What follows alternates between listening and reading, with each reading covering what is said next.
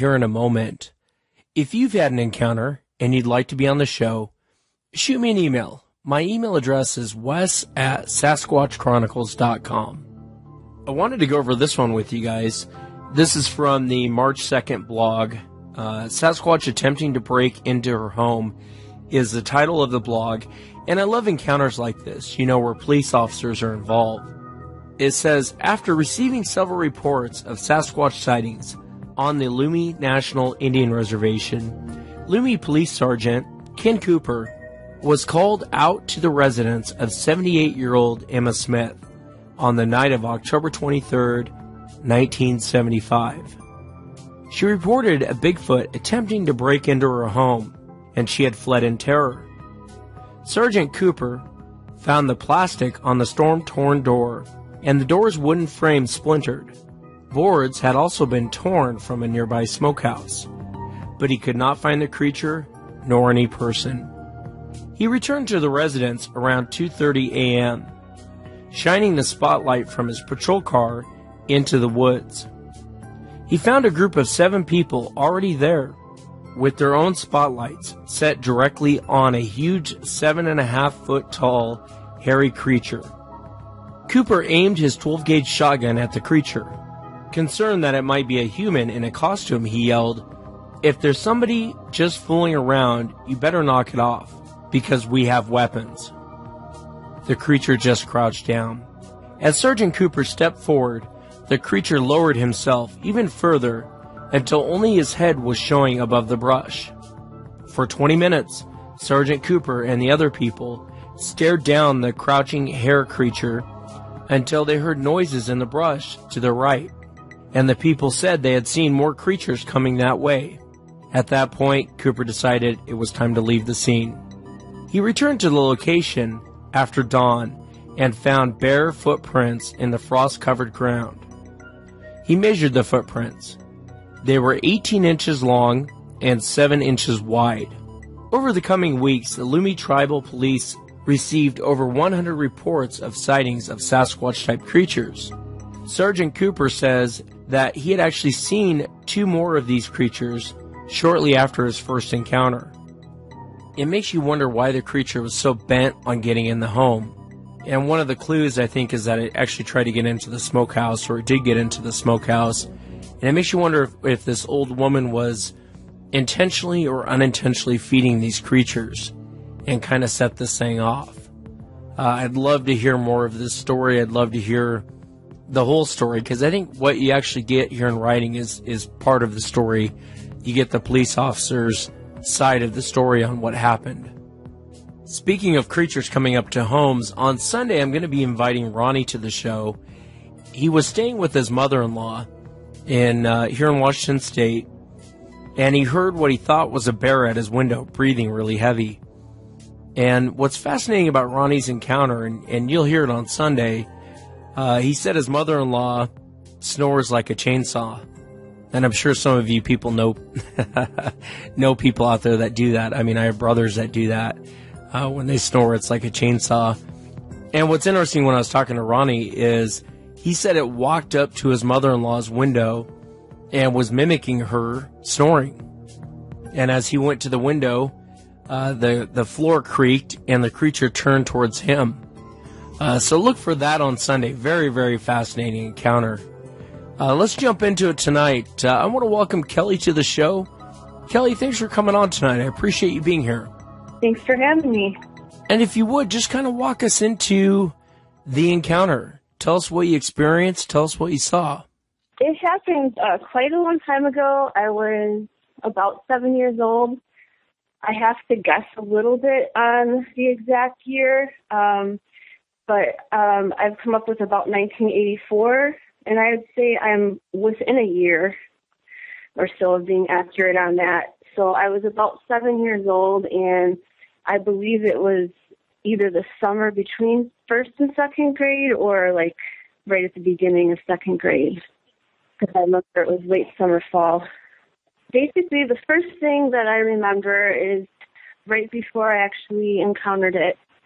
And I was just playing with my friend at her house, and in her backyard I'll start by saying her yard is at the edge of the subdivision, so it's bordered by some woods and then farm fields and whatnot, so there's not other houses back there. So basically we would go off exploring into the woods.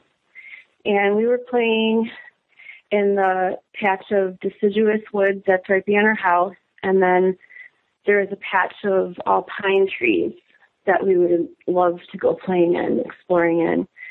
And we had just kind of gone off into that parallel play kind of thing little kids do, where we're doing our own thing. And I wandered off by myself into the pines. And I just remember I was walking around in there like normal, looking around, came out at the back where it bordered a cornfield. And the other thing about these woods is that it's a really steep incline, the whole thing. And so her house in the deciduous woods would be like at the top, and then you'd enter the pine woods and it would go down a really steep incline. And you come out at the edge of those and it would be a cornfield. So I remember that I came out along the edge of the bottom edge, along the corn, and was just kind of peeking through the corn stalk aisles. And I remember that the corn was tall, so that's how I can kind of place the time of year. I turned around, went back into the woods, and I had just started a little bit back up the hill, and all of a sudden it was just right there. It would be like I'm standing there, it would be like off to my right a little bit and a little bit up the incline from me. And it just completely had its back to me, and it was crouched down at the base of the tree.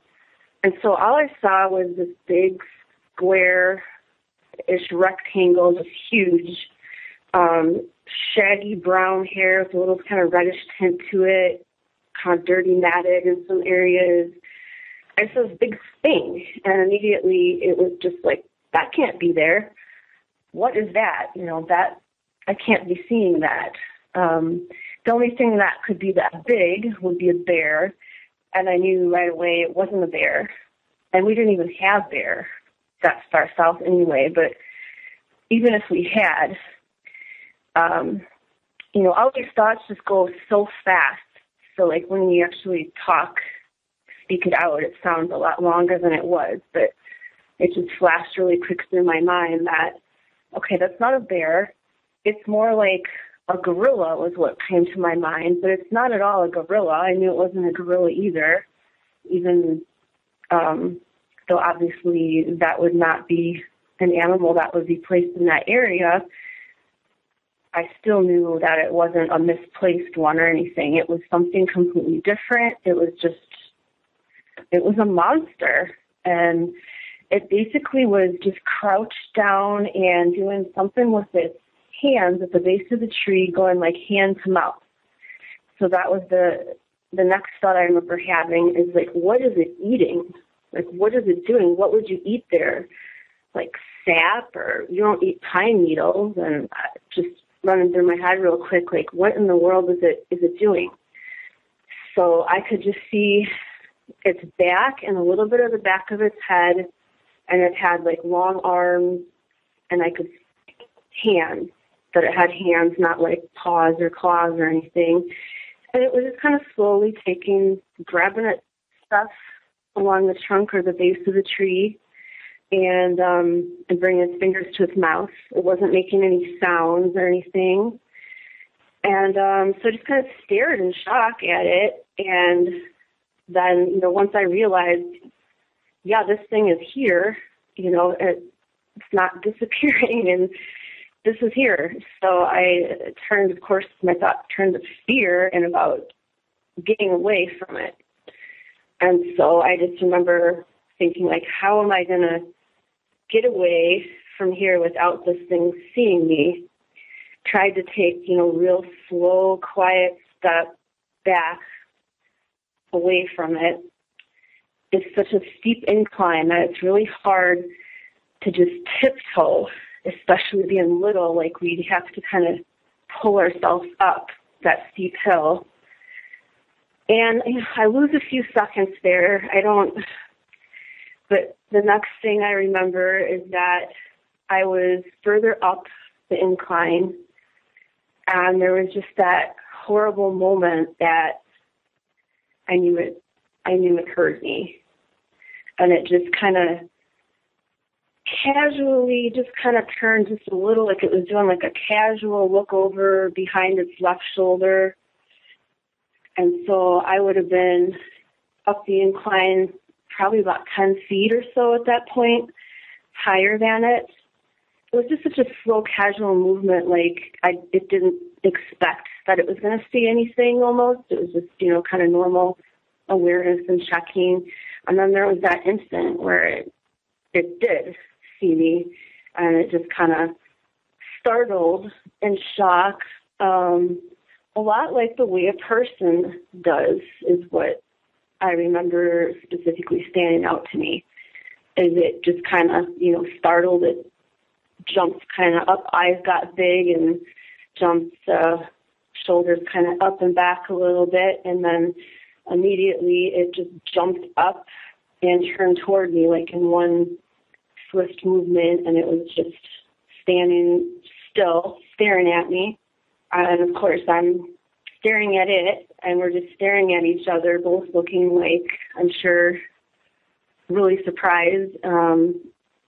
I was obviously terrified. Yeah, I bet. It didn't look like it was afraid of me at all, but it looked like it was startled, and it was surprised to see me, and then it was just kind of like taking me in, I guess, just kind of almost curious, not sure, but it just because it wasn't doing anything,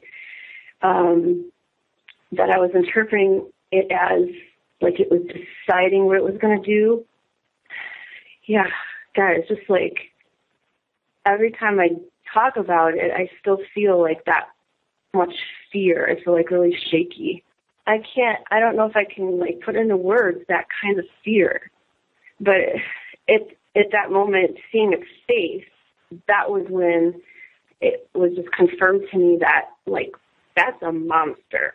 It's not a gorilla. It's not, a deformed bear or something. It's nothing. It's no animal. And there were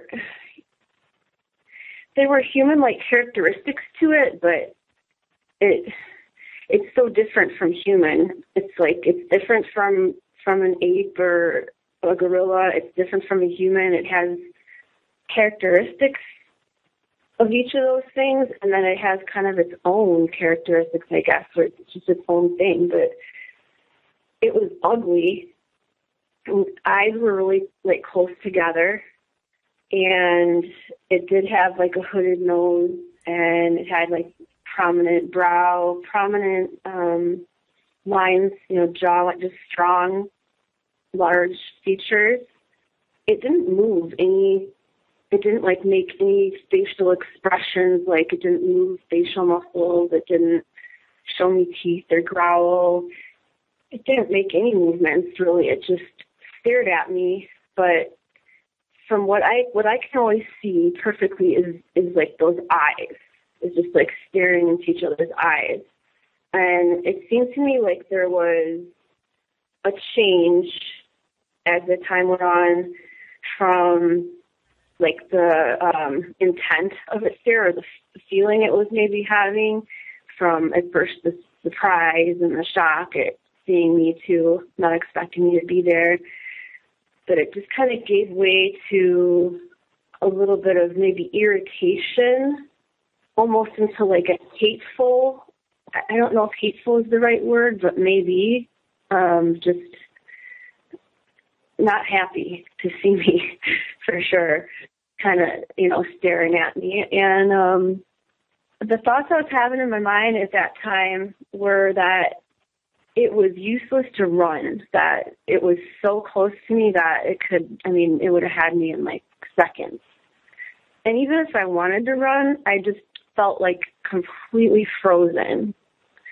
And being such a young child, I remember having the thought that I would like beg for my life, like that's going to be my strategy. If it comes to attack me, then I'm just going to say, please don't kill me. it's, it's the innocence of a child and thinking of like the only monsters you've seen are like with the Muppets and Sesame Street. And I just remember that thought, but I couldn't move. I couldn't speak. I couldn't do anything. And we were like that for like forever. I mean, in reality, I'm sure it was like less than a minute, but it just suddenly, it broke this by just suddenly like contorted its face like into real angry facial expression, like, inner eyebrows scrunched down and arched up, and at the same time immediately just went into this, let out this huge roar. And as soon as it let out the roar, I kind of fell back and just scrambled up to my feet, and I just ran as fast as I could. I didn't look back. I didn't want to chance slowing down at all. And I just ran as hard as I could, and I was definitely expecting to be grabbed any second, but I wasn't. And the next thing I remember is just my friend coming back into view as I came out of the pine woods and back into the regular trees and stuff.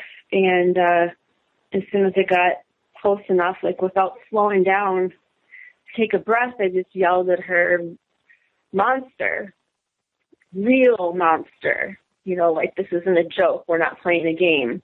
And run." And she looked at me like, didn't believe me. And she just said, And I said, "Real monster, run," something to that effect, and just didn't slow down at all as I was running past her. And I guess that alarmed her enough that she looked scared, and she let out like a little squeal and started running after me.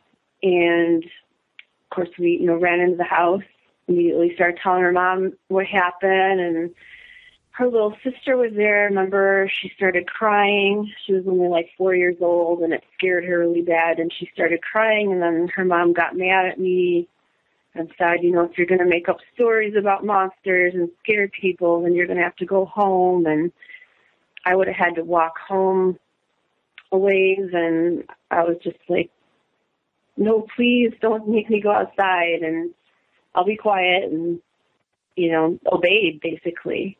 Did you ever tell your parents? I don't have a strong recollection of exactly when it was. I just have more vague recollections of trying to tell them and getting like what you would expect of, "Oh, it must have been, it must have been a big dog." That's, basically. I gotcha. So it didn't go over well when you were trying to express what you saw? No, yeah. I remember that her mom, that was her initial reaction, of course, which makes sense. But I do remember that later, a little bit later, that, they could definitely see I was genuinely afraid, and that her dad went out and looked in the woods and came back, said he didn't see anything. And that's when, everyone just say you saw a big dog, because, there's stray dogs, but that's what the biggest animal that was out there, or a deer, But we don't have bears down that far south anymore, so. A little kid wouldn't have confused a dog with a monster. No. Or even a bear with a monster. No. Kids are a lot smarter than I think most adults give them credit for. And your details are right on. I love your description, by the way. I had a guy in Texas almost tell me, word for word, the same type of emotions. Yeah, he was, basically what had happened was him and I were talking, and I was saying, I wonder where they go and sleep during the day. And he said, "I'll tell you exactly where they sleep during the day. It's deep in the forest. It's usually under fallen down trees." He said, "I came across one, and I thought it was a bear." This guy's actually a cop in Texas, and he was out for a hike, and he stumbled upon it, and he thought it was a bear. And he backed up, and he said in one motion, this thing went from laying down to, bam, it's on its feet, and we're eye to eye. And it kind of did the same thing in your encounter. They looked at each other for a while. He goes, "I can't even tell you how long he goes, "It felt like forever, but I'm sure it was only 30 seconds, but we sat and we looked eye to eye at each other. And he goes, and then this thing just, instead of a roar, this thing actually screamed at him. And he said the scream almost went through his chest. And he turned around and just ran. It knocked me over, or just the fear knocked me, but it felt like it knocked me over. It felt like like a blast. I bet. Knocked me back. I just remember, hitting the ground and not even taking a second to do anything, but, legs are already scrambling as I'm hitting the ground. And would you compare the roar to like a lion's roar? I've thought about that a lot, and in some ways, yeah, and in strength, but sometimes a lion's roar is, I guess, I don't know if I want to say deeper. It's a little more. There's a little more of like a scream with the Sasquatch to it, almost like a scream sound with it, where I'm struggling for the words to describe what I'm thinking of with a lion, but when they just do that real deep, it almost sounds like a motor. That's what I'm thinking of. Gorillas will do that same thing. They'll roar, and it kind of sounds like a scream and a roar all in one. And I actually looked up, because I didn't know if gorillas roared, and I thought of that several months ago, that I looked up gorillas roar or something to that matter, Googled it, and there was a video of a gorilla in a zoo where there was like a little boy did something, I don't know what, they didn't show what he did something that made this gorilla mad, and it was like, in an instant it went from just acting normal with the other gorillas to just charged this kid, like ran across the embankment up to the glass, and it roared as it did that, and that was just like, gave me total chills, because that was like the closest thing that I'd heard to it. It was pretty much spot on, but it was louder. What this thing did was louder, was more powerful. Now, I know you were pretty close to the face. When you were looking at the face, what stood out the most to you? His eyes. What was it about the eyes? It's just kind of human-like in a way. As opposed to, other animals, I guess because I could read the expressions more, or at least I thought, in the eyes, which you kind of can. You can in people's eyes when they're looking at you. You can tell what kind of stare it is, especially the general feel behind it, if someone's giving you a dirty look or something. And just the expressiveness, like, it just reminded me so much of the expression like my grandpa would have when he would get startled a lot because he was losing his hearing. So you'd come up and say, "Hi, Grandpa," from behind him, and he would jump back like that, and that, whoa, startled look in the eyes. And then when it gave way to that, I'm losing my patience kind of stare, in retrospect, I think it was obviously just, since it never took a step toward me, it was waiting for me to run away and just get out of there, get away from it and leave it alone. And I didn't do that right away. And it was, getting impatient or angry about it, irritated. I don't know. That's just, one of the many things I've contemplated. But to get back to your question, it would be the expressiveness. The other thing is just the characteristics, the physical characteristics of the eyes. And they were really close together. There's like a prominent brow, prominent cheekbones, almost like kind of like Native. I'm not saying it looked Native American really, but the way that Native American cheekbones can be more prominent like that, it was strong. The way that the head, I hesitate to say like cone shape. It wasn't like, dramatically cone or anything, but it wasn't quite as dull of a curve as the top of R. It was like a higher dome somewhat than ours. And the hair just kind of blends the hair and the beard, if you'd call it a beard, the facial hair, it just kind of blends into kind of more softly than it does like a sharp line on a person with a beard or something. But I hate to use this term, I really do, as I don't want to be offensive, but I've heard someone on the show once describe like a Down syndrome look, and that struck a major chord with me. It just is. It just does look like that. Kind of had that appearance. Mhm. Yeah. I think it's kind of smaller eyes closer together, especially in relation to the whole face. Yeah, it's interesting too. I can imagine why you would say the eyes, especially since you really got a look at its emotions changing. And you're right, even in people, you can see someone going from startled to angry to sad.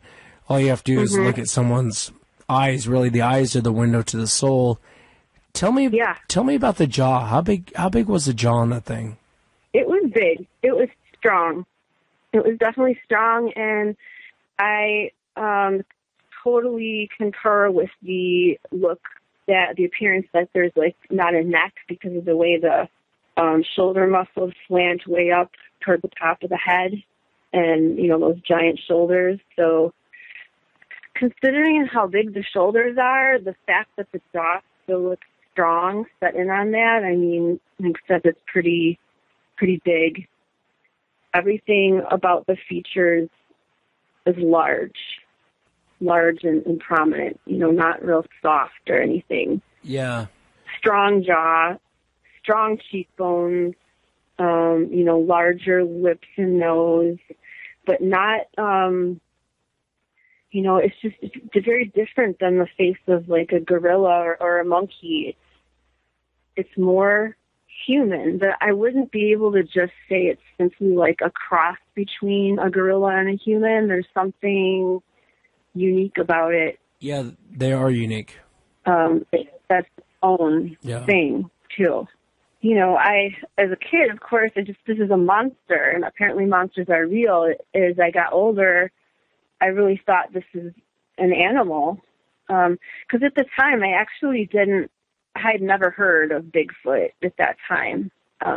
We didn't have TV like back in the 80s like we do now and stuff, and had never heard anything about it. And I just remember like a few years later, the first time I saw something on TV about it and the descriptions, and then they put up a sketch, and I was just like, oh my God, like that is what I saw.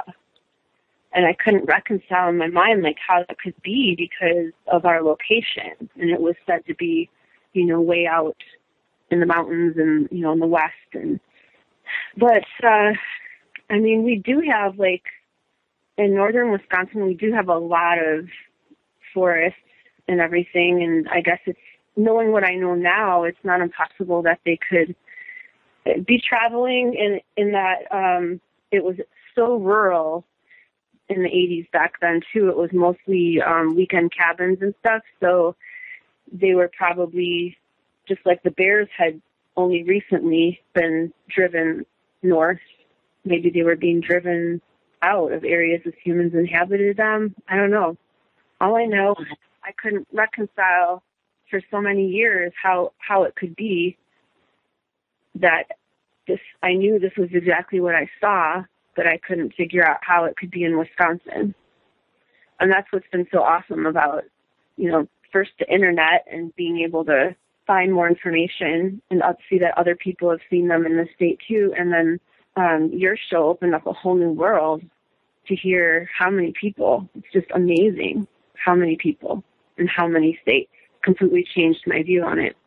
Yeah, and you can imagine too, I probably touch 0.25% of people who actually had encounters, and how many more people are out there that actually have seen these things. Mm-hmm. I wanted to ask you, when you were looking at this thing, compared to like your dad at the time, what kind of a size difference are we talking about? Oh, big difference. I would guess, and I'm not good with numbers. I'm really not good with numbers and measurements, but It was, I would say it was 8 to 10 feet tall, at least 8 feet tall. It was significantly taller than, the largest man that I had seen. And thicker and wider, like the size of a bear, really the size of a big bear. Not even like a grizzly bear almost or something. I'm not thinking like a little tiny black bear. I guess they're not tiny, but that was when I first came upon it and just saw that rectangular, shaggy shape. It was like that was the only possible thing that could even be that big and that thick. But right away, I could definitely see that it wasn't there either. So I'm gonna guess maybe 500, 600, 700 pounds. Sorry, I'm not good with numbers. No, that's okay. I was just curious. What does a grizzly bear weigh? Well, a grizzly bear is about double that. Really? Yeah, but I understand, when you're trying to figure out pounds. Yeah, at least 4 times the size. At least 4 times the size of like a big man. Yeah, and don't feel too bad. I mean, even Bob Gimlin, when they did the Patterson-Gimlin film, I think he said originally that thing was huge. It must have been about 300 pounds. And when they went back and did the foot cast and everything like that, I think they figured out it was about 3 times that, or at least 2 times that. And so, I mean, don't feel too bad. It's hard to gauge sometimes the weight. It's easier on height because we have things to compare it to. And it's hard to gauge weight, especially when with these things they're so muscular. When you were looking at it, did you think I'm looking at a male or I'm looking at a female? Definitely a male. And not knowing at the time, I mean, now I know from the Patterson footage, that we would expect that the females have breasts. I mean, not having any of those thoughts or knowledge at the time, it's just everything about it seemed male, the shape of the body. And I realize there's animals that don't show those differences, so I could have been wrong, and I guess it's just my knowledge now of the differences that confirmed to me that it was male, but it just had a male look to it. I didn't see any sex organs or anything like that, but absolutely no breasts, just strong, muscular male chest. The same kind of differences that you would see in the face between a male and human, male and female and human. The other thing with the size I was going to say is that I had a different kind of view too, in that I was positioned above it because of that really steep incline. It's not like we were on level ground and I was looking up and seeing like how tall it was. I was actually above it, which allowed me to look, more in its face even, but that probably detracts a little bit from my ability to gauge its height. Yeah. Well, it's interesting, especially the facial features that you mentioned. Did you ever go back? Did you ever go back and play with your friend anymore after that? It took years before I would go in those pine woods, and I didn't want to. I refused to go in them for years, and I remember getting teased mercilessly, because I remember it wasn't too long after that, the next time, that come over and want to play and go out there, and I'm like, oh no, I'm not going out there. I'm not ever going out there again. And my friend getting irritated, and what do you mean? We loved playing out there because it was unique. There were not pine forests out there. Those were further north. There were not many, and there certainly weren't any other ones in our neighborhood.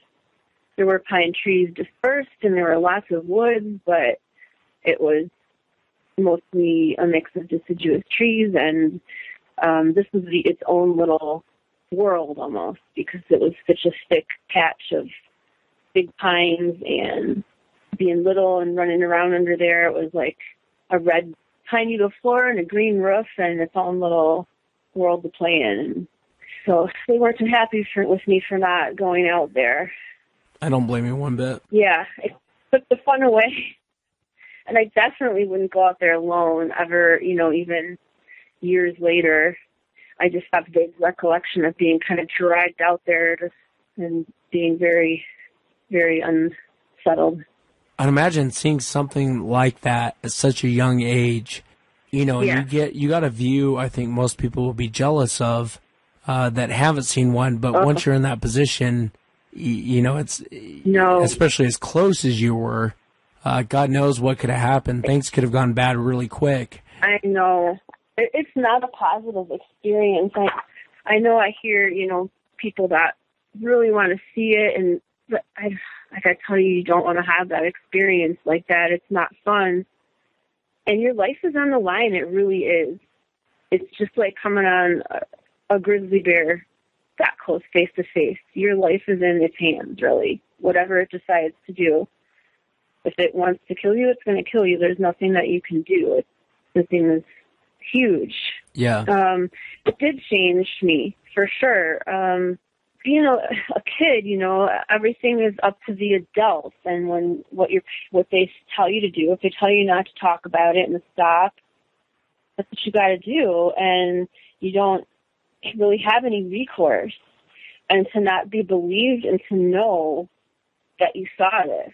I never had any hallucinations before or after of anything in my life. So you just, when you saw something, what you saw.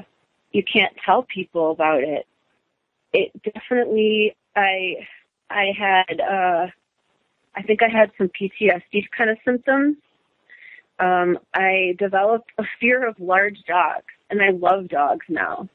But I don't know exactly if it's related, but I just kind of think it might be because I, around that age, developed this sudden, terrible fear of dogs, big ones, particularly. And that's what they were telling me was I saw a big dog. I knew I didn't see a big dog, but I don't know, somehow I think that might have drawn an association. Later in life, I struggled with anxiety and disorders and, significant anxiety. And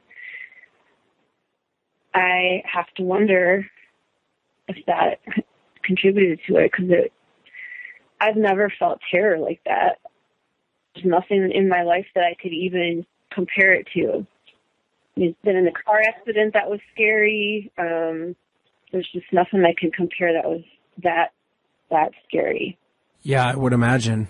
There's grown men that come across these things and go through the same thing as you did as a child, as grown adults. They can't talk to anyone for fear of being made fun of.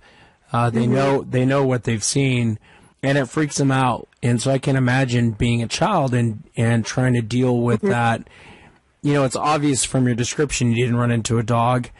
And most kids, generally speaking, aren't afraid of dogs. So, even if someone listens... And I wasn't before.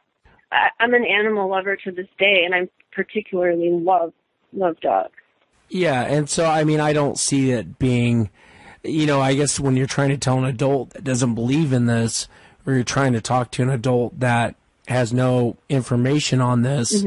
They're trying to place it. They're trying to put it in a box. Well, she saw a dog. It must have been a large dog. It freaked her out. Yeah. But it always amazes me. Kids are, for me, I'm more apt to stop and listen to a kid before an adult in a lot of things. And especially the details that you have. It just amazes me that no adult kind of stopped and went, well, wait a minute. What did you... It kind of sounds like your friend's dad did a little bit. But no one stopped and went, well, what did she see? I mean, what freaked her out so bad that, it caused her to act like this? I remember a little bit of that, when her dad went out and looked, because it was obvious, at first when her mom just yelled at me, you need to stop making the stories up to scare people, or you're going to have to go home. And that my reaction wasn't like, oh, I'm busted, or that, and went on, to move on to something else to play or whatever. It was, I must have shown, I'm sure I was showing genuine fear, significant fear and trauma, and that my reaction was just, no, anything, please don't make me go outside. Like, I don't want to go outside. So the fact that later, it was at least maybe an hour later or something that when I just remember her dad came home and then he went out and looked and said, oh, there's nothing there. And I'm thinking, well, yeah, there's nothing there now. I think it's interesting, too, the Sasquatch's behavior. It kind of looked over its shoulder, wasn't really expecting to see anything. And then when it saw you, it was surprised, and you saw the surprised look on its face. And then you saw the look change to disgust, kind of like, go away now. And it's like I always say, with these creatures, you never know what type of reaction you're going to get. And so you have to be careful. There's some out there that have no qualms about killing you, and not even to eat you, just to kill you. There's been many reported deaths over that. And then there's some that might turn and just kind of walk away nonchalantly and want nothing to do with you. It's almost like you interrupted it doing something. It didn't want to leave. It wanted you to leave. And so the roar was to make you go. And I almost wonder if it just sat back down and was going back to what it was doing after you ran off. Possibly. I've of course contemplated this a lot through my life. Just, I wonder exactly what it was, thinking, and how they think, how much they know about us. Was I the first human it ever saw? Or just recognize the fact that it never took a step toward me. If it wanted to attack me, I mean, it didn't have to hardly do anything to reach out and grab me. It makes you wonder what was going through its mind, because you didn't run off. It probably thought you were going to run off, and you didn't. That's why it escalated to a roar to make you go away. It's a fascinating encounter. God, it's a really fascinating encounter. And I always hesitated because it's so short. I thought, well, it's just it's intense, but it's short. I'm glad I shared it. Yeah, no. I'm glad you shared it, too. I mean, most encounters, to be honest with you, are very short. Most of them are way shorter than this. Yeah, I suppose they don't want to stick around, but I've definitely, to look back on it now with an adult mind over the years, I've always wondered, exactly what it was thinking, and I definitely can interpret it as that it wanted me to run away, and I didn't, and the roar was probably the only warning I would have got. Luckily, it, broke me out of the frozen in fear stance, because if I hadn't been able to break out of that and run at that point, I don't think it would have given me a second warning. I think it seems like they have a temper from what I hear in other people's, and it just seems to me like I saw a really quick shift. Yeah. In the eyes, in the expression in the eyes. Like, it was like, I've had enough, like, you've got about 1 second to fly. Yeah, you're right. They do have very short tempers. That's something I've learned very quick from a lot of witnesses and their encounters, is that things can change on a dime. Yeah. And you're right. That probably was your one warning. That roar was probably your warning to go away. And if you didn't go away at that point, it might have turned out bad. It just turned out really bad. It's just one of those things, like, it just plays like a tape. If I think about it, it's more, I have to, like, kind of re-feel it. If I talk about the encounter or think about it, because mostly my recollecting it is in my head, not talking to anybody else about it. But every time I start thinking about it at all, it's like I feel shaky inside and feel anxious, and just see the kind of flashes of that face more than anything. And that roar, I mean, that is like the scariest thing ever. Wow. Yeah. I'm glad you got a chance to see the facial expressions change. I don't know that I've had too many witnesses on that talked about that, how it went from a surprised look to all of a sudden it's pissed and it wants you gone. And it's probably a good thing you ran into I don't know what type you ran into, but it sounds like, for the most part, it had a good demeanor. It really didn't want anything to do with you. It just wanted you to go. Seems like a young animal, too. You know, it didn't have appearances of age that you might notice. I don't know. It just seemed like a young, strong, healthy-looking. Did you notice anything about the skin? Would you say it was more like human skin, or how would you describe the skin around the face? You know, I have a hard time with that. I've heard other people describe it, and I've asked myself, like, why can't I more specifically see that in my mind? And all I remember is that it blended in well with the hair. It wasn't like it was completely covered in hair, but that it blended in well. It was like a transition, not a sharp line. It wasn't like, it definitely wasn't our skin color. It definitely wasn't like a light color.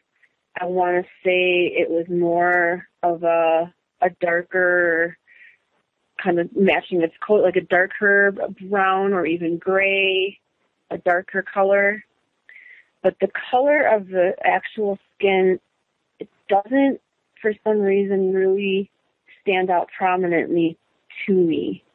It's almost like a softer, and I've thought about this before as to why I don't see as strong some of the other features.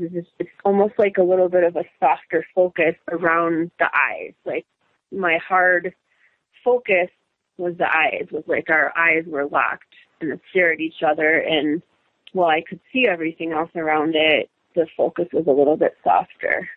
Yet I can still see, like, the splash of the whole face. You know, I can still see it. I definitely took it in, but all I can say about the skin color is that it didn't stand out to me. It just seemed like it kind of blended in, but it's definitely darker. It's not light like ours.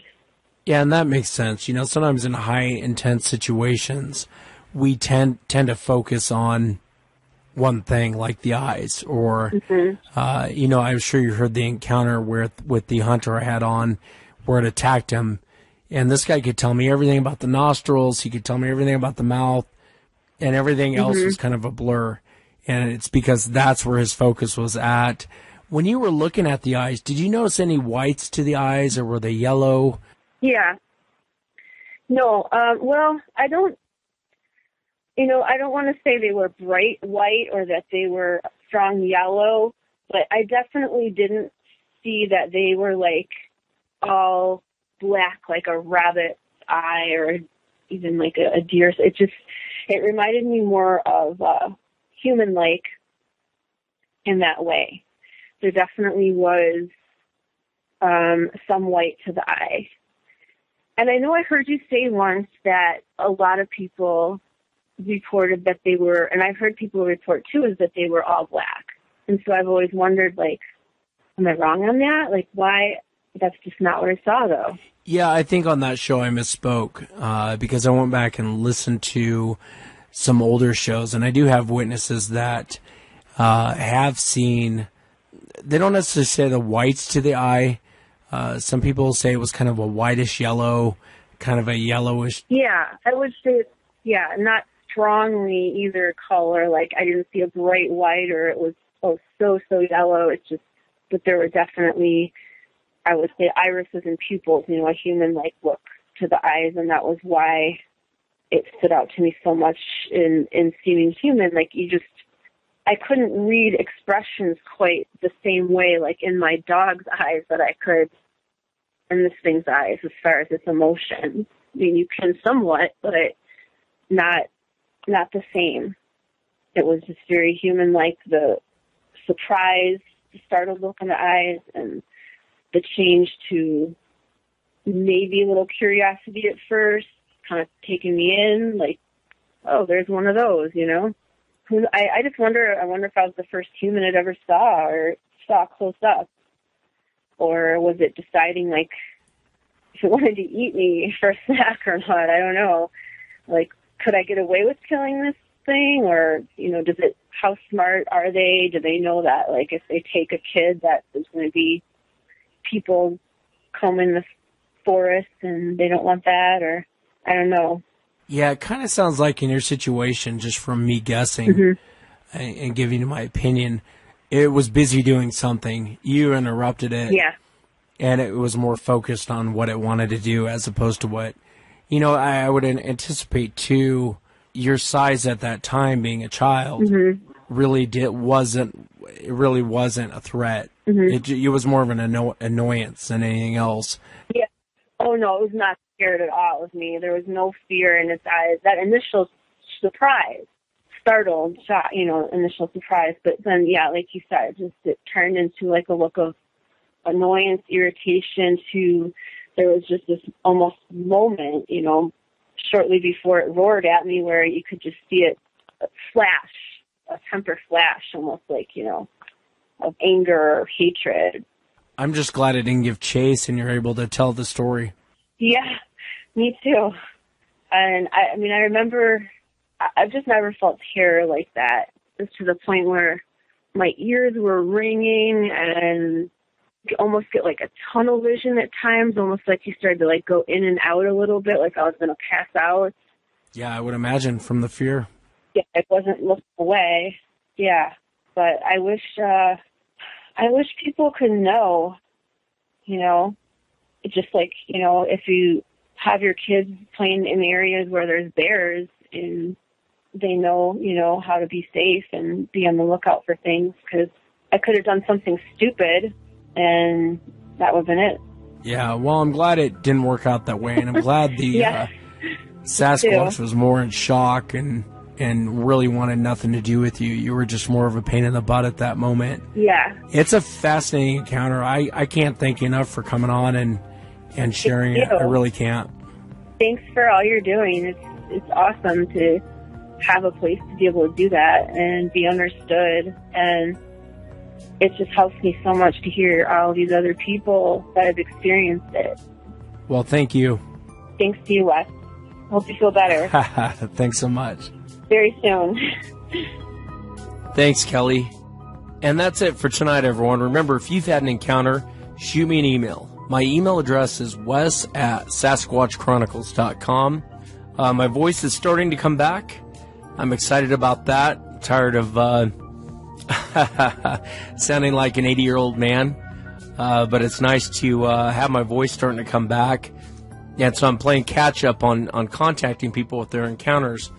Should be a few more shows here to come. I'm definitely playing catch-up. Appreciate you guys bearing with me through this cold. It really has beat me down. It's probably the worst flu I've ever had in my life. I'm going on week 3 and I'm still not 100%. But it's great to be here with you guys. I appreciate you listening. And I will see you back on Sunday. Have a good night, everyone. Welcome to the show, everyone. Thanks for being here tonight. Got a great show planned for you this evening. Going to be inviting Corey on here shortly. And Corey's actually from Texas. And he went out on a paid hunting trip, kind of a paid expedition to go hunting in Canada. And he had a lot of strange occurrences while he was out there hunting. And I brought up some childhood memories that he had back in Texas. So he'll be sharing all of that with us tonight. Thanks for being here tonight. Thanks for listening. If you've had an encounter and you'd like to be on the show, shoot me an email, wes@sasquatchchronicles.com. And when you shoot me an email, please include all of your contact information. Again, it's wes@sasquatchchronicles.com. And if you get a chance, check out the website, sasquatchchronicles.com. Additional shows. A lot of work goes into the website. So if you get a free moment, please check out sasquatchchronicles.com. Well, let's jump into it tonight. A lot to get to tonight. Corey, welcome to the show. Thank you for being here tonight. Yeah, thank you very much. I really do appreciate your time and you listening and everything. Yeah, absolutely. Well, I thought, we both talked about this before we went on air. Let's start with your encounter when you were hunting. Tell us what happened.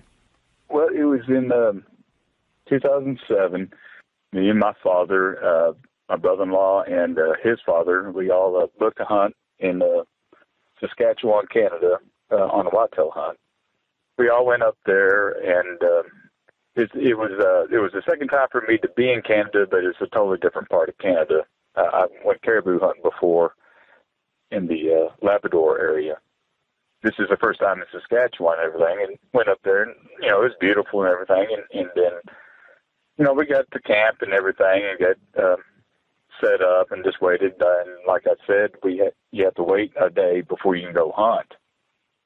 And so we all, just kind of got used to the place and sat there and enjoyed it for a little while, and then that Monday we went out and got put into our blinds that they chose them. They didn't really ask which one you want to go to. They just kind of chose and picked, which blind they're going to take individuals to. So I get up in my blind, and I'm guessing it was around 4:30ish in the morning that I got put in, and I got all settled up and everything.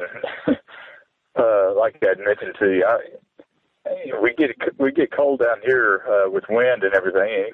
Temperatures can drop, but it was just it's a different cold up there. So I was already freezing just a few minutes after sitting there. So, but I sat there for a good 20 minutes or so, and then just off in the distance, it was off to my left side, my left out of the blind. I would guess from about 3 to 350 yards away, I just heard a very loud, distinct 3 knock, knock, knock sounds.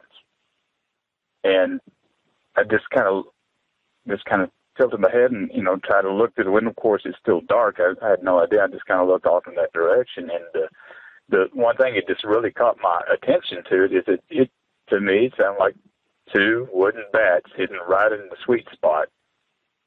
Just whack, whack, whack.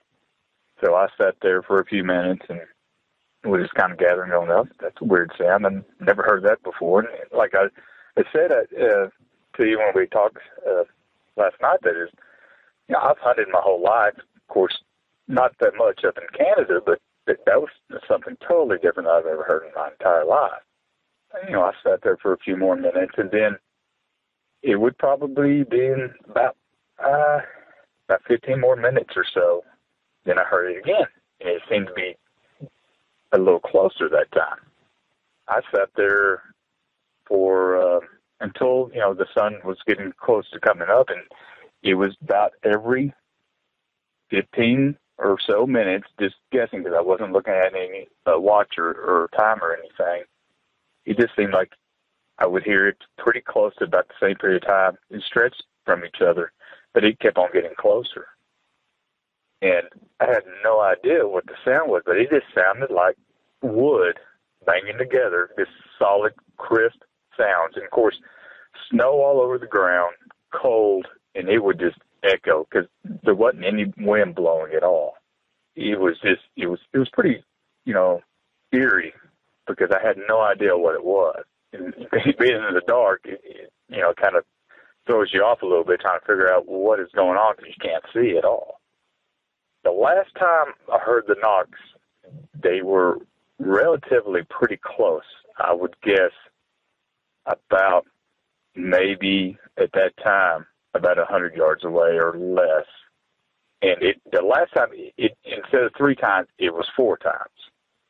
And then there was a ravine type of thing that was running alongside the same direction, the left side of the blind there, that I would estimate was probably around 10 foot deep or so.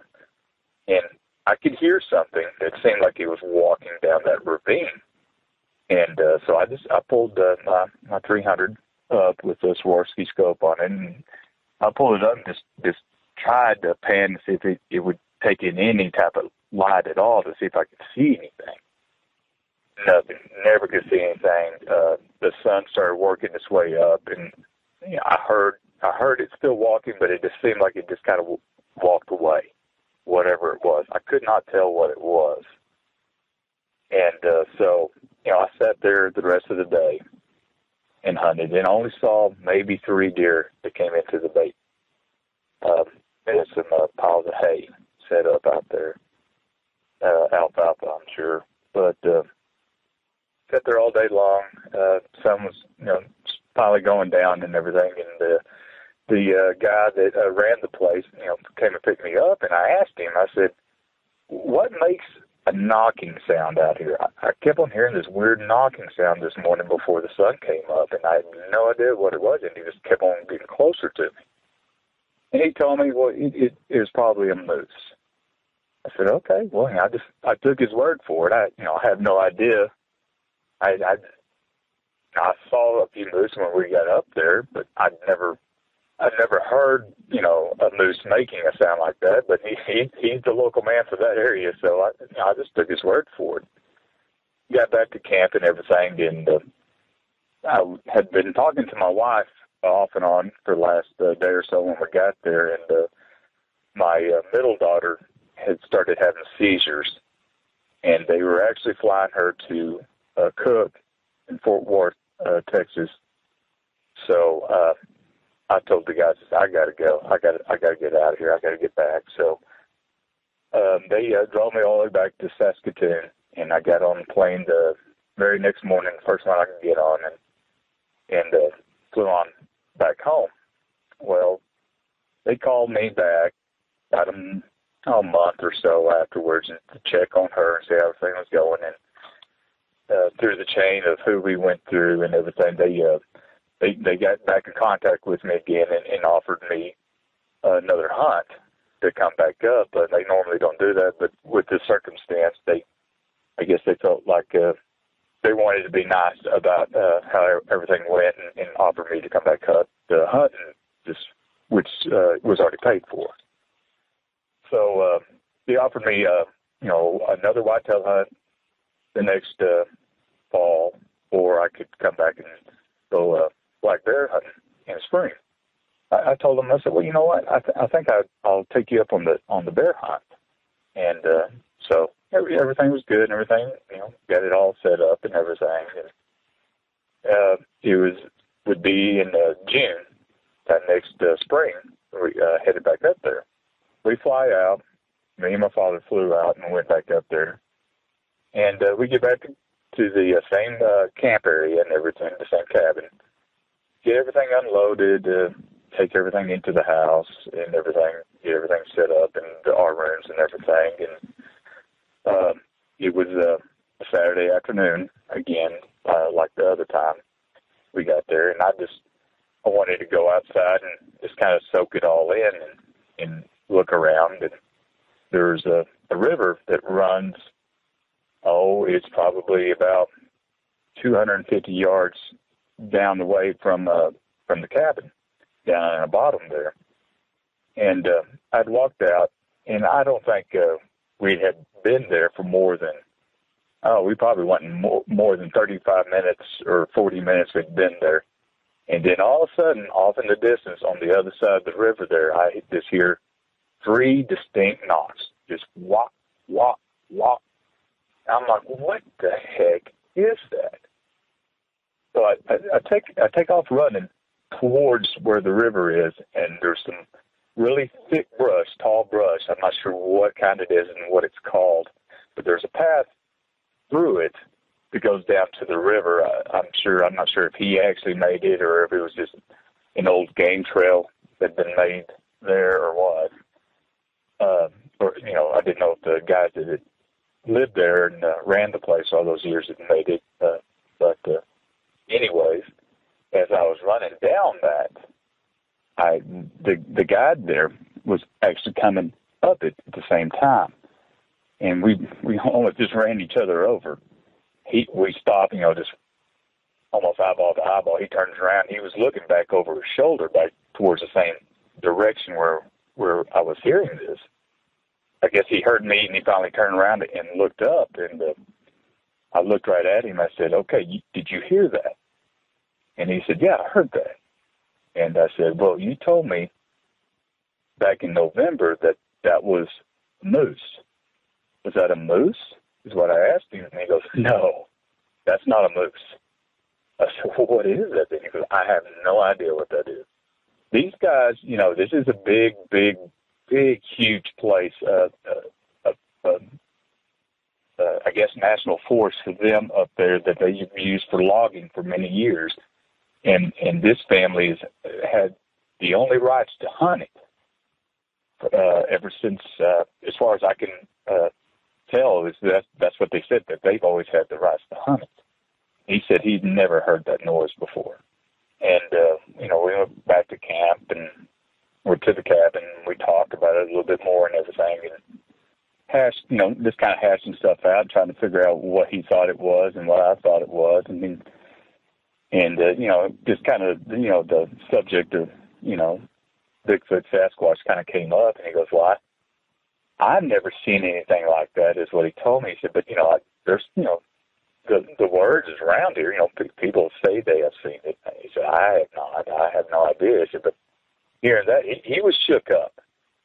And I think what might have shaken him up is that it's something he can't believe he's never heard before, and that's, his home turf. I wanted to ask you, did you get the impression like this guy's heard it before and he just doesn't want to mess up this hunting gig he has going on? Or do you think you really hadn't heard that before? The only thing that would make me think that I think it might be possible that he might have heard something before but never put it all together that way, because where he would have been standing, he was really close to where the river was. He'd have been like right there close to where the knocking was, because it seemed to be coming from the edge of the wood line that was on the other side of the river, which was only maybe 50 yards on the other side of the river. So he would have been really close. And I'm just wondering if he was just so loud. He had a look on his face that he was really spooked. What did you think it was at the time? Well, at the time, like the first incident early that morning, I had no idea what it was. I was trying to figure out what was coming my direction. And, as it got closer that first night, or that first morning, as it got closer, I didn't hear anything moving or walking. You would just hear the knocks get closer and closer. And then as it seemed to be as close as it was, then I could hear something moving. And that's when I went to trying to look to see what it possibly could be. Now that when it happened that second time, in June, it was in the afternoon. We'd just gotten there. It was getting close to sunset, but it wasn't quite sunset yet. So it was still bright, sunny outside. And that's when it happened. And, it was just totally out of the blue. It was very unexpected to me. It was the last thing I thought I was going to hear, 30, 40 minutes after I just pulled up to the place. And just this, the look on his face, I could tell that, I guess I was excited because I wanted to figure out what that was, because it's the same sound that I heard the first time I was there. And he had the totally different look, the different aspect on his face on the whole thing. He looked like he was ready to just get back up to the cabin. And I don't know if you could be right. It could be something that they've heard before, and they're like, well, it's back, and just get back up there because I don't want to deal with this. I'm hoping this won't happen. I don't know. Yeah, it's bad for business. Yeah, of course, if anything's going to scare, poop anybody's britches, that's one thing you don't want happening if people are paying you money to come out and hunt. Now, did you, after you heard this, was that the end of the experience for that trip? No, not at all. Not at all. About 3 days later, he took me out 10 to 12 miles from the actual campsite, the cabin there, to another blind. Like I said, this is a huge forest area, and they have the right to hunt just about, I guess, every bit of it. So we went about 10 or 12 miles away. Wasn't having much luck with bears, wasn't seeing very many. Not sure if it was, I think it was a little out of the norm as warm as it was at that time. He kind of mentioned that. We had like one day that it snowed and rained a little bit, but it heated right back up right after that. He took me out there and got me set up, and the sun doesn't set until about 10 o'clock up there in around June and everything. So went out to the blind about 4:30 in the afternoon to sit the rest of the afternoon and night, just waiting for a bear to come in. I got up there and I got everything kind of settled and situated, and sat there. If I can remember right, I might have been there for about 30 to 45 minutes. I think it was close to like 5. I think it was like 5:07, because if I remember right, I think I looked down. I was wearing a watch. I think I looked down right when I started hearing it. But there was I'm not sure it's the exact same river that flows by the cabin, but there was a river that was flowing near to this blind that I was sitting in, which was just an open stand. It was big, a platform that was probably, I would say, maybe 4 by 6, rectangle platform. It was open too, it wasn't enclosed, and I was just sitting up there, and the river was flowing off to my right-hand side, and I would guess it would have to been 300 to 400 yards away from where I was sitting. And you could hear the water running very strongly. The current must have been pretty strong right there in that area. It was about 5:07 to 5:15, and it was definitely, you could tell it was on the other side of the river, and something just broke loose, and it just sounded like hell unleashed. I could hear brush, I could hear things tearing apart. It just sounded like something was shredding something apart. And the vocals that it was making was something I had never heard in my entire life. It's almost indescribable. I couldn't figure out what on earth would have been making noise like that. At first I was trying to clarify in my head that, this could be this could be that. Maybe it's 2 bears over there fighting. Maybe this is what it could be. I couldn't fathom what could be making noises like that. What did you hear? What did it sound like? Oh, it was just, it's I can't really make those vocals like that. It was just like there was gnarly growl soundings with just long out string yells, but it was just really rapid and really quick and just really violent sounding. And I couldn't. I sent you an email of something that it was the only thing that I found, and whenever I did find that, that's what really kind of sparked me going, I got to really look more into this, because it's exactly, the vocals sounded very similar to that, but what I was hearing seemed like it was like double that, as in activity. Does it sound like this?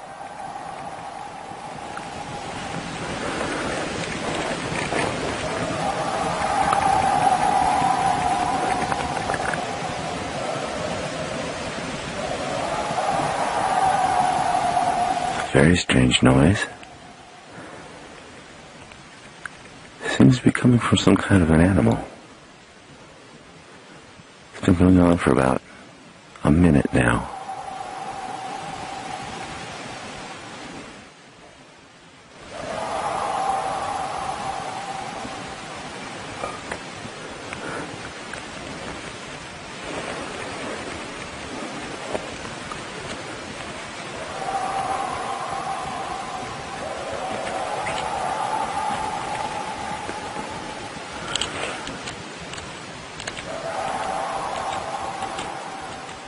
Coming from the east. Yeah, well, it sounded a lot like that. That's why, because I was just kind of playing around and looking on YouTube, and I was like, what is that? What are they talking about? Because it was not that long after everything had happened that I found that, and that's why, I said, well, let's see what that was. And, my hair stood up on end when I heard that. I'm like, oh, my gosh. That sounds almost exactly like what I was hearing. What did you think it was? I had no idea. I kept on trying to, rationalize what it could possibly be. I was thinking, well, like I said, maybe it's two bears fighting. Maybe that's what's going on. But no matter what was making the sound, if it wasn't a bear, I don't know what else it would have been. Because, I mean, a deer's not going to make that sound. Moose is not going to make that sound. This is a predator type sound. I mean, it was just rah, rah, rah, just screaming and just tearing. I mean, the noise was so loud, I could feel it, and it was flooding out the sound of the river. You could not hear the river running when it was doing it. And this went on and off for, it was at least around close to 45 minutes. Now, is it dark at this point? No, this is only like, it doesn't get dark up there until like 10 o'clock. It started right around 5:15, 5:07, 5:15, somewhere in that area. And it lasted almost 6 o'clock. Wow. And I could hear something that seemed like it started moving across the river, like towards my direction, because I could start hearing steps in the brush. A lot of dead fall leaves everywhere. Wasn't all pine in that area where this was set up. There were some other trees, leaf-bearing trees. I have no idea what type or anything, but you could definitely hear it. And there was definitely a thick floor of leaves in that area, so you could hear something walking. And it, as much as I've gone out and hunted, it did not sound like something on four legs. It sounded like something's walking behind me and walking around and getting closer. I could never lay eyes on it, never saw it. And then close to about 7 o'clock that afternoon was probably the last time I heard any footsteps. But the last time I heard anything, it sounded like something walking behind me. It was at a distance I would guesstimate to be about 65 yards. If it was any closer than 40 yards, there was no way it could be hidden. I would have been able to see it. So it had to stay to a certain point that there was no way I could see it, because I kept on looking and just looking over the whole terrain, trying to see what was making the sound, but never could. I would imagine at this point you're probably holding your gun and finding Jesus. Well, I'm just bow hunting. I didn't have a gun. I'm just up there bow hunting. So I had my bow and my knife, and that's all I had with me. So I kind of had the knife sitting down beside me, and I had my arrow nocked, and I was just kind of going, well, whatever this is, just go ahead and hurry up and show yourself. Let's get this party going. Because in all reality, without seeing it, I had no idea what it was. And so I just, I was just getting ready. If this is a huge bear coming in, they're going to be ready. But it did not sound like a bear. It was not four legs walking. I know that for a fact. I could not tell what it was. What happened next? Well, when the steps stopped around close to 7 o'clock, it just kind of faded away. I kept on looking back over my shoulder and watching and waiting and never saw anything. So I just kind of put my attention back to the reason why I was there. Watch the bait stand, or the bait from the stand. And of course, I never saw a bear come in that night. Never saw anything come in that night. I got down. I went ahead and got out of the stand a little early before the sun went completely down, because I wanted to be able to see what I wanted to be able to see as I walked to the road to be picked up. I did not want to walk through, because you had a good 150 yards of walk to get to the road in between another thick patch of trees. I don't know if it was just that feeling because I'd heard those things. I don't know if that's what it was, but I felt my hair was standing on end. I felt like something was watching me as I walked to the road. And so I had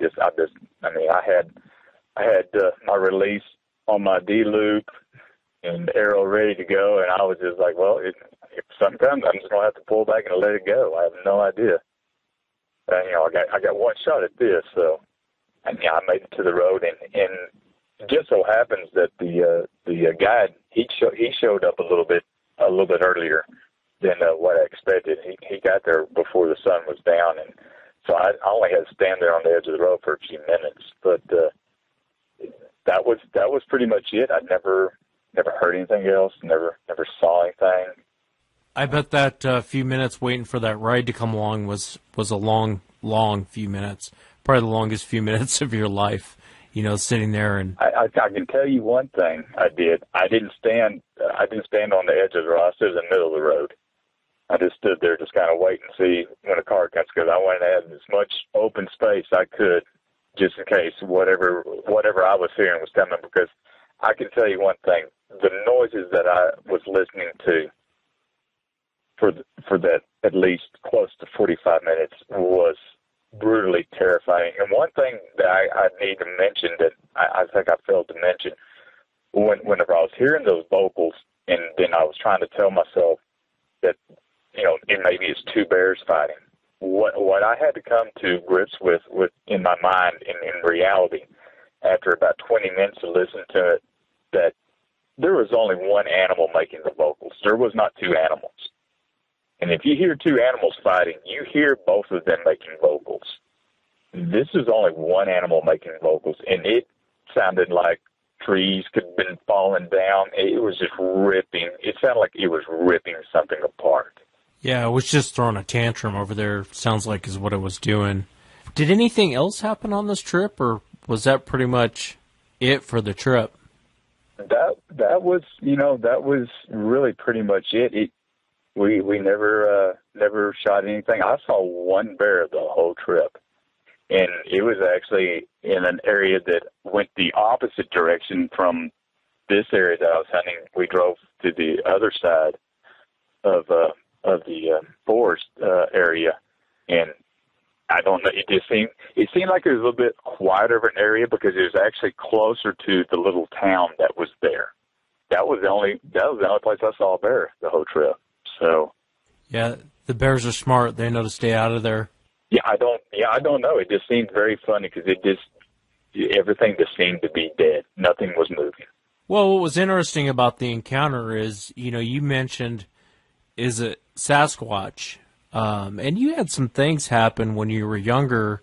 Do you want to talk about that? Well, yeah. Whenever I got back from that trip and everything, and I went and I was talking to my mother about it.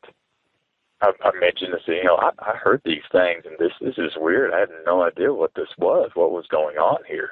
And, the word, of course, Sasquatch, or Bigfoot, it was thrown out there because I'm just trying to figure out what on earth it could possibly be, because to me, I don't think there's any way it's possible it was a bear, and so the only other answer I had would be that, because this was not any other animal besides something that has the want to destroy things, kill something. So I was talking to my mom about it, and she mentioned to me, he said, well, many years ago we grew up in outside of a little town in central Texas. We lived out, 13 miles outside of town. And I grew up, on a farm and lived there, and, we ran cows and grew peanuts and everything. And she told me that when about 79, 80, my sister at the time would have been 9 or 10 years old. She was at school, and there was a road that ran right beside the school, about the only road that ran through town. She and another little girl had gone to the bathroom, and she was kind of waiting for the other little girl to get done, and she was looking out of a little opening there in the bathroom area, and she said that she saw something walk out from under a little washout bridge that went that was on the road there. Watched it walk out, step over, look back over towards the school, stare at the school, then walk back down and walk down the creek bed. And she said it looked like a huge monkey, a huge gorilla, is what she said. And when my mom told me that, I said, it was weird. And when she told me that, it made some things that I'd always remembered just kind of spark back into my mind. Not that I'd forgotten them. It just kind of went, wait a second. Well, maybe this is what this was. Because at that time, I was only 4, 5 years old, about 4.5 years old. We like I said, we lived out in the middle of nowhere, and we had fields all around our house and everything. And one field that was on the side of our house was a big cultivated field. We would have, some brush piles pushed up in the corner that had been stacked up there for, quite a long time. When they tore down some of the trees and made the fields a little bit bigger to cultivate and do everything to it. And I happened to be running across the field one day and just playing with my dog. When my dog, she never left my side. I had a mixed lab, and she went everywhere I went. And I was just kind of running across the field, playing, having fun. It was a nice, warm day. It wasn't cold. Where they would turn, would push up a lot of the sand. It would kind of make some little sand dunes in the corners of the field and everything. And I was actually running across, and I actually tripped on one of them. And when I tripped, I fell down. I was probably 7, 8 feet away from one of these brush piles that they piled up. And as I fell down, I went to look up. The sun was setting off to the west. And as I looked up, there was something standing there behind the brush pile, looking down at me. It had wide, broad shoulders. It was hairy. The color of the hair shining, the sun shining through it, had an auburn reddish color, chestnut type of color. And all I can remember, the shoulders looked huge. It was hairy. I could not see anything as in face-wise because the way the sun was setting behind it, it just looked like a huge shadow that you could see the outline of the hair of the colors. And I just kind of stared for a few seconds, and then I looked back, and my dog is gone, and she never left me. She was gone. She was hightailing it to the house. So I sat there, and as soon as I realized she was gone, I hopped up, and I'm going. So I run back towards the house, and once I get close enough to the house, I decided to go ahead and look back. And when I did, there was nothing there anymore. And it was probably 150, 170 some yards from that brush pile to that other edge of the field there. After you go into the home, did you go, hey, Mom, something's out there, or hey, Dad, there's something out there? Did you tell anyone about this encounter? No, I never did. I never mentioned it because, honestly, I just kind of it was gone. I just kind of pushed it off to the side. You know what? I spent lots of time out there. I went out. I hunted rabbits. I did a lot of things. I ran through those patches of woods by myself all the time with my dog. There wasn't anything out there that really scared me. And I'm wondering, just because I couldn't see exactly what it was, that's why I wasn't scared. I was more curious of trying to figure out what that was. It didn't really make any aggressive move towards you. It looks like it was just sitting there watching you. No, it didn't. It didn't move an inch. But I know for a fact it's the brush pile was pushed up, and I guarantee the brush pile was probably a good at least 5 to 5.5 foot tall of laid down, trees and limbs and everything. And this object, the brush pile was probably mid belly to it. This thing was huge. It was huge. Yeah. It was every bit of 7.5 foot. It would have had to have been. You had some other strange things happen around the home, didn't you? Yes, there was a lot of weird things that happened down there. A few weeks after that, my mom was laying in bed with one of my sisters. They were sick, and she was laying in there, and so I was actually laying in bed with my dad. down back then we had satellite set up outside a satellite antenna, not a satellite, not a round satellite, just an antenna. And we had 3 channels. That's all you had was 3 channels. And so when that sucker went off, I remember those days. So whenever they decided to turn off TV, there was no TV. So actually, laid down. Actually went to sleep with the TV on. Had TV set up. It was set up on a stand that was up on the wall, so it had the glowing light of that. And I was laying in the bed, and I was laying on the side of the bed was near a window that was on the back side of the house.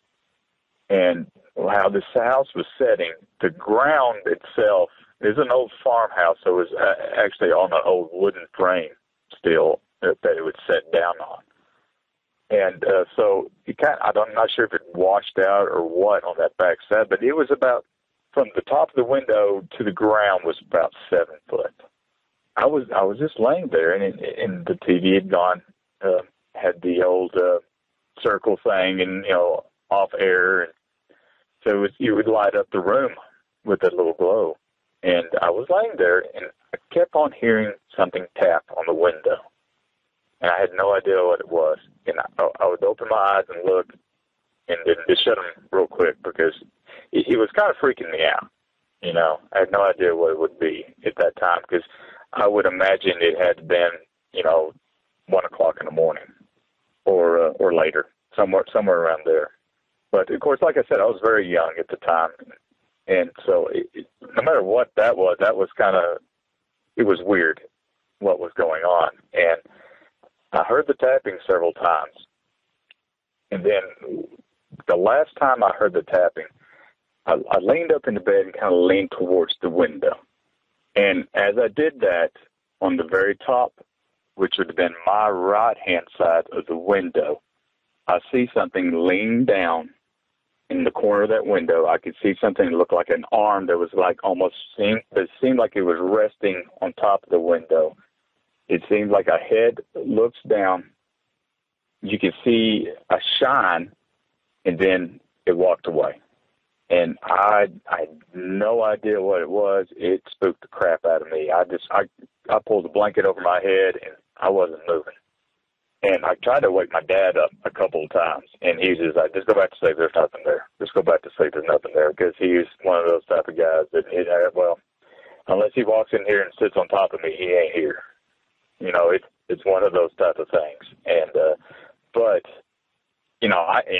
of course, I tried to wake him up.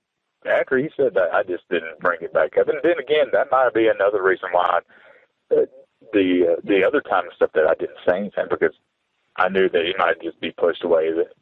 It's nothing. Don't worry about it. Growing up on this property, did other family members experience anything odd or anything that you can remember? Well, it was me, my mom and dad, and I had 3 sisters, or I have 3 sisters, and I know for a fact right around that time period, all 3 of us slept in the bedroom with them every night. And my older sister that had seen what she said she'd seen over at school, she didn't want to sleep by herself in her room. She actually was trying to get me to sleep with her in her room for a couple of nights. And then after that, it was like, no, we're sleeping on the floor in Mom and Dad's room. There were several nights that we would hear screams off in the distance, and it would sound like a woman screaming. And of course, it didn't sound just like a normal woman. It was loud, long, drawn out, and it was enough to make my mom was terrified. What did your mom say? She would ask my dad, I said, what is that? What is going on? And my dad said, well, I don't know. It's I don't know what it'd be. Maybe it's I know not too far away from there's a small little mountain range, which we call mountains. To y'all up there, they're not mountains, but we have a little range that ran through there, and there's been mountain lions shot in the area. So he just would say, well, maybe that's just a mountain lion. But just if that's true, I've never heard it, for the stretch of the noise, how long the yells would last. I don't know if mountain lions do that. I wouldn't think so. I've seen mountain lions. We have them out here. I've never heard one drag out a note longer than 9 seconds. Yeah, and even 8 or 9 seconds is pretty long for a mountain lion. I mean, for the audience, this is what a mountain lion sounds like.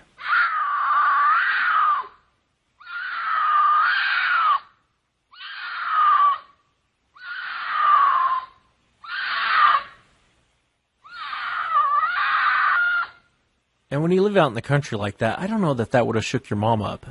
But yeah, we had those things happen then. But and to be honest with you, I mean, growing up down there, to me, it was just what was happening, and just kind of put it to the wayside. It wasn't something that I'll put it this way: it was not something that you ever forgot, but it's not something we ever talked about.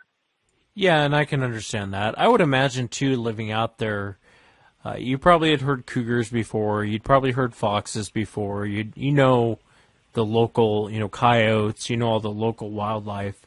So I'd imagine this would throw you off. Even your mom, for your mom to be terrified. And your mom had heard some of that stuff. She'd heard, I would imagine she'd heard coyotes and foxes and everything else. Oh, yeah, well, you would hear coyotes every night. I mean, they were going to start off. There was tons of coyotes because, I mean, the food was abundant. There's tons of deer. You have cows, which have calves. I mean, the food is abundant. There's tons of coyotes out there, tons of bobcats. These were not the noises that they made. That's not what you heard from them. And of course, a mountain lion was here or there. That was a very seldom thing that you would think you would see down there. But I'm not going to ever say that it's not possible for them to be walking through, but it's very unlikely that you would have one making that much noise in that area. Now, I've heard people try to say that, during their mating time, they make a lot of sounds, and I've listened to their sounds when they're mating. That wasn't the sound that this thing was making. Yeah, no, it's completely different. The scream you're hearing, the scream that you heard, when it's long and drawn out and you can feel it as much as you can hear it, and it's a long distance from you, it's something strange. I think it's interesting too. You and all the kids decided to sleep in the parents' bedroom on the floor, and you think that would have raised some eyebrows with your folks. Your dad sounds like my dad, kind of old school, and unless one, like you said, one comes and sits on him, he's going to have a hard time believing into anything. How long did you guys live in that property? We lived there from, I guess we moved there in 76 and moved here to Odessa in 84, I believe.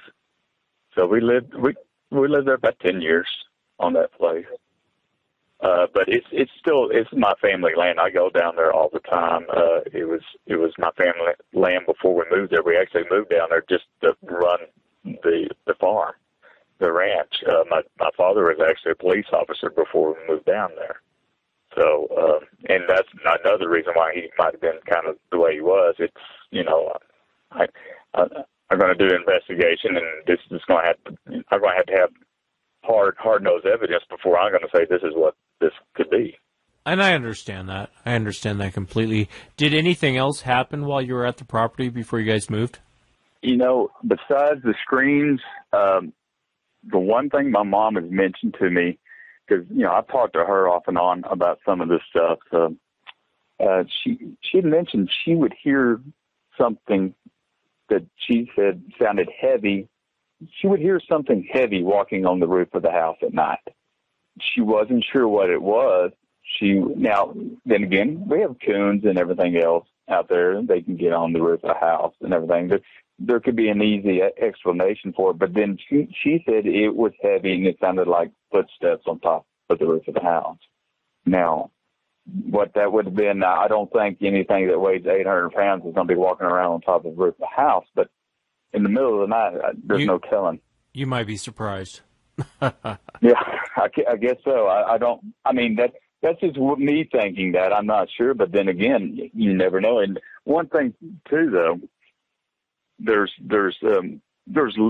several large trees that were around our house. So anything that wanted to get up on the house wouldn't even have to jump if it didn't want to. It could climb up a tree and just then crawl right over to the roof of the house that way. It's interesting that you had these things happen. It didn't affect you hunting. You still go out hunting, huh? No, it doesn't. It doesn't bother me at all. I mean, the more I think about it, sometimes I think that maybe I ought to really watch, but I enjoy being out so much. It doesn't affect me. I'd go back to Canada in a heartbeat. Even what I was hearing, and like you mentioned before, it almost sounded like he was telling me you didn't want me in that area. But I don't know if it was me or what, but it definitely seemed like it knew I was there, or whatever it was. Yeah, it definitely does. I mean, it sounded like it was completely throwing a tantrum, having a complete breakdown. That didn't get you to leave. You stayed there, and that's probably why it kind of circled around you to see if you were going to leave or what was going on. That's terrifying, man. I can't imagine sitting there with a bow and a knife and hearing King Kong rip apart God knows what across the way, and you can't, you can't really do anything about it. I would have probably done the same thing you did. I probably would have just stayed there, waited for it to stop, waited for my ride. Because if you get up and run in a situation like that, God knows what will happen. Well, exactly. Two things I can say about that situation. Number one, I had no idea what it was. No idea what it was. Number two, like I said, they dropped me off 10, 12 miles away from camp. Where am I going to go? I don't have a choice. I have the best vantage point I have right here, sitting right here. I get on the ground. I'm toast with anything, bear, wolf, because there's wolves in the area, bear, wolf, whatever. I'm not going to win. I'm a lot better off 10 foot up in the air. That's the way I look at it. I'll keep my vantage point and stay here. The one thing I will mention too, when I was a kid, we built enclosed a old porch on the backside of the house, and my dad put up a wall and made part of it a bedroom for me. And the back door that was on there had glass panes in it. I liked my room. I liked to be in there during the day. At nighttime, I did not want to sleep in that room. I had this, I don't know. It was the weirdest thing. I had the most eerie feeling that something big and hairy is out there and is going to get me. And I did not want to sleep in that room. And I had a bunk bed, and I slept in that room a handful of times. But when I did, I slept on the very top bunk, back up in the corner, because I did not want to sleep on the bottom bunk, and I definitely didn't want to sleep on the end close to the door, because it's set up against the wall right next to the door. And it was a weird, eerie feeling I did not like. Well, it makes you wonder, too, what was out there. I mean, all the things you described around your home, it almost makes it sound like, they were on your property, probably for a long time, too. It's interesting. It's a fascinating encounter, and especially having the background that you have with growing up on this property, it ties it all together. Yeah, it does. And like I said, I still go. I was actually just down there on that exact place this last weekend looking for some pigs. They've been tearing up the place down there, and the landscape has changed quite drastically. Large majority of the trees are gone now. There's not that many trees anymore. Half of them had to go because they just got the old oak rot and died, and the rest of it was moved off just to add for more cattle grazing land. In all honesty, if there was anything that had tried to last out there for that long a time, they didn't move over to the other patches of woods that are right near it. They moved on because they've lost a lot of habitat to hide and hunt and live in. Now deer are still plentiful and pigs are still plentiful, but there's not all that many hiding places left.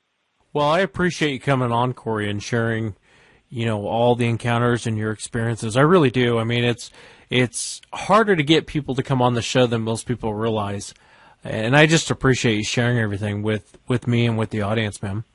No, I do appreciate you listening and talking to me. Like I said, I was kind of leery about putting it on and talking about. I wanted to talk to you about it, but I didn't know if I wanted to share it with 1,000 other people either. But I don't know. I'm not ashamed or nervous or anything, worried about what I had to say. I mean, it is what it is. I heard what I heard. I've seen what I've seen. I can't change those things. I have no idea until he sits down beside me in the truck and wants to have a conversation with me. I have no idea what it is, but it's definitely not something that I know. It's something out of the norm. Those noises and things that I heard and seen, it's not something that I've seen every day. And I've spent many, many hours out in the wild. I think having you come on really helps other people to come forward. There's way more people that have had encounters than you've ever heard on the show, believe me. And it's just trying to get people to come forward. So I know you were kind of iffy on coming on the show, but I'm glad you did, because it helps other people come forward. And it's like I always say, man, I could have every Bigfoot researcher on the show you've ever heard of and not heard of, but at the end of the day, the witnesses is where you get your information. It's really where you get the bulk of your information on these things. So I appreciate it, man. I do too. I do. I appreciate every second that you sat back and listened, and the opportunity to be able to, it's kind of a release. Get it off your shoulders. You don't have to carry it around with you all the time. And saying that, I mean that as in, I don't know what I heard, don't know what I saw, but it is something out of the different. It's out of the norm. It's not, whatever it was not normal. Thanks, Corey. I appreciate it, man. And that's it for tonight, everyone. Remember, if you've had an encounter, anything strange, anything odd, shoot me an email. Wes@SasquatchChronicles.com. I'd love to hear about it. Even if you think it's something small, I would definitely love to hear about it. Remember, the truth is out there. I will see you guys next time. Have a great night.